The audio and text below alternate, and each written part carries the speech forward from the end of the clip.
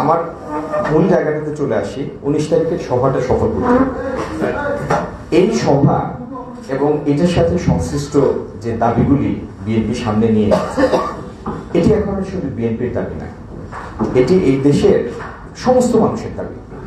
এবং আমি এটা জোর করে দাবি করে গ্যারান্টি দিয়ে বলতে পারি, গুটি কয় হয়তো 200, 400, 500, 2, 4, 5, 7,000, 10,000 গুটি কয় এই সরকারের গত 15 বছরের সুবিধাভোগী গুটি কয় লোক ছাড়া আপনি সাধারণ আওয়ামী লীগের যারা 20 বছর, 30 বছর, 40 বছর যাবৎ আওয়ামী লীগকে সমর্থন করে এসছে, আপনি একান্তে ডেকে নিয়ে তাদেরকে জিজ্ঞেস করেন, তারাও এই দাবিগুলির সমর্থক। এই সরকার গত 15 বছরে এমন পচা পচেছে, এদের এক্সপায়ারি ডেট এত আগে পার হয়ে গেছে, এদের ভার বহন করার ক্ষমতা আর এই দেশের মানুষের নাই, মানুষ আর পারছে না। কিন্তু এই দেশের মানুষ এখনো শান্তিপ্রিয়, এখনো আইনের প্রতি শ্রদ্ধাশীল। যদি পৃথিবীর অনেক দেশ যদি আমাদের পর্যায়ে পৌঁছাতো, তাহলে এরকম স্বৈরাচারী হায়না শাসকদের তুলে নিয়ে নদীতে ফেলে দিত, সমুদ্রে ফেলে। 19 তারিখের গণসমাবেশটি আমাদের জন্য আরেকটু বড় চ্যালেঞ্জ, এই জন্য যে ইতিমধ্যেই ইনারা যে সমস্ত সভা করে এসেছে বাংলাদেশের বিভিন্ন জায়গায়, সেই বিভাগগুলির জেলা সংখ্যা 8টা, 10টা, 12টা। আমাদের সিলেট বিভাগ ছোট্ট, আমরা মোটে 4টা জেলা, একটা মহানগর, 4টা জেলায়।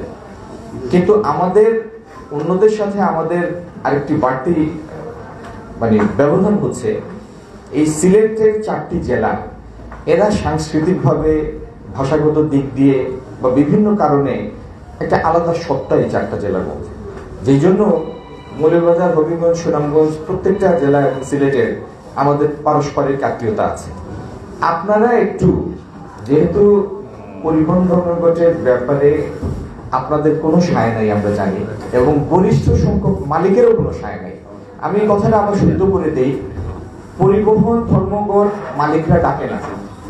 অন্যান্য জেলায় যেগুলিতে, বিভাগে যেগুলিতে পরিবহন ধর্মঘট হয়েছে, ওইগুলিতেও পরিবহন ধর্মঘট মালিকরা ডাকে নাই। হাতে গোনা মুষ্টিমেয় কিছু লোক তাদের এই ব্যানার ব্যবহার করে, তাদের প্ল্যাটফর্ম ব্যবহার করে এই ঘোষণাটি চাউর করেছে, এবং তাদের এই স্বৈরাচারের কারণে মালিকরা সামনে আসতে পারে নাই। যেভাবে বাংলাদেশে গত 15 বছরে কোন শ্রেণী পেশার মানুষ তাদের দাবি আদায়ের জন্য বেশিক্ষণ রাস্তায় থাকতে পারে নাই। এটা মালিকদের জন্য আলাদা কোনো বিষয় না, মালিকরাও এই দাবির সাথে একাত্ম, শ্রমিকরাও এই দাবির সাথে একাত্ম। আমি আরো জোর দিয়ে বলতে পারি, এই জন্য আমি ব্যক্তিগতভাবে পরিবহনের লোক। 1989 থেকে 96 পর্যন্ত অল্প বয়সে আমি 8 বছর সিলেট জেলা ট্রাক মালিক সমিতির সভাপতি ছিলাম, এবং সিলেটের সব থেকে পুরানো পরিবহন ব্যবসায়ীদের মধ্যে আমার পরিবার একটি, 1965 সন থেকে। সুতরাং এইখানকার মালিক শ্রমিক কেউ আমার পরিচিত না, সবাই আমার ঘরের লোক। আপনাদের পরিবহন মানের ডাক সাইটে যত সভাপতি গিয়েছেন গত 30-35 বছরে, সবার সাথে আমার ব্যক্তিগত পরিচয়, ঘনিষ্ঠ ব্যক্তিগত পরিচয় ছিল। পরিবহন শ্রমিকরা যেরকম ধর্মঘট চান না, মালিকরাও চান না, কিন্তু এই হায়নাদের রক্তচক্ষু উপেক্ষা করে এটির বাস্তব রূপ আমাদের সিলেটে দেখাতে হবে আগামী 18 তারিখ।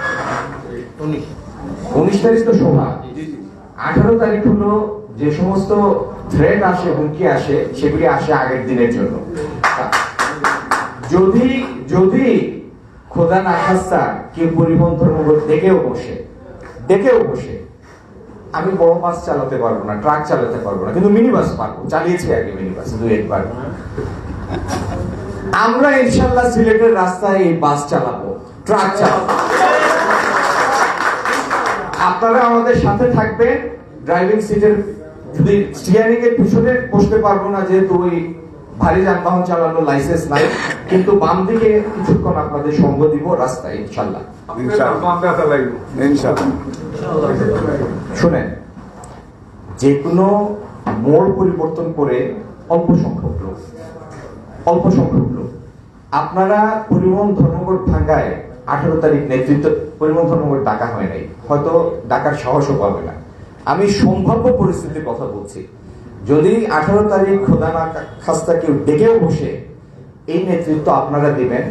সিলেটে শুধু একটি সফল সমাবেশ হবে না, পরিবহন ধর্মঘট যে হবে না, সেটি বাকি বাংলাদেশে এই মেসেজটি যাওয়া দরকার। আর অন্যান্য জায়গা থেকে আগের দিন লোক নিয়ে আসার ব্যবস্থা করেন শ্রমিক ভাইদের। আমরা আমাদের ক্ষুদ্র সামর্থ্যে কোনো চেষ্টার কমতি রাখবো না। বিভিন্ন সেন্টারে, বিভিন্ন জায়গায় আপনাদের স্বল্পকালীন এখানে অবস্থানটি যেন যতটুক সম্ভব আরামদায়ক করা যায়, এই পরিস্থিতির মধ্যে আমাদের চেষ্টার কোনো কমতি থাকবে না। সিলেটে ইনশাল্লাহ মাদ্রাসা মাঠটা দেখেছেন তো আপনারা পিছনে এই হোটেলে,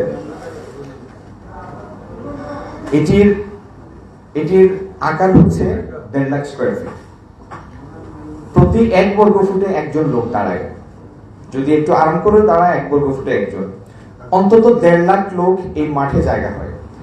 আর মাঠের পিছনে যে এল শেপের যে রাস্তাটা, এরকম রাস্তা এই হোটেলের পাশে, ওইটা আরেকটা মাদ্রাসা মাঠ। কিন্তু ইনশাল্লাহ ওই দিন শুধু এই এল শেপের রাস্তা আর মাদ্রাসা মাঠের লোক থাকবে না, সমগ্র সিলেট মহানগর ওই দিন জনসভাস্থলে পরিণত হবে। আমাদের দেশনেত্রী বেগম জিয়ার সম্মান উপস্থিতিতে এই প্রথম আমরা মাদ্রাসা মাঠে কোনো সভা করব। বাদ বাকিগুলি উনার উপস্থিতি হয়েছে, উনার সম্মানে একটি চেয়ার খালি থাকবে এবং উনার প্রতি যথাযথ সম্মান জানানোর জন্য আমরা উনার সভা থেকে বেশি লোক সমাগম করবো ইনশাআল্লাহ।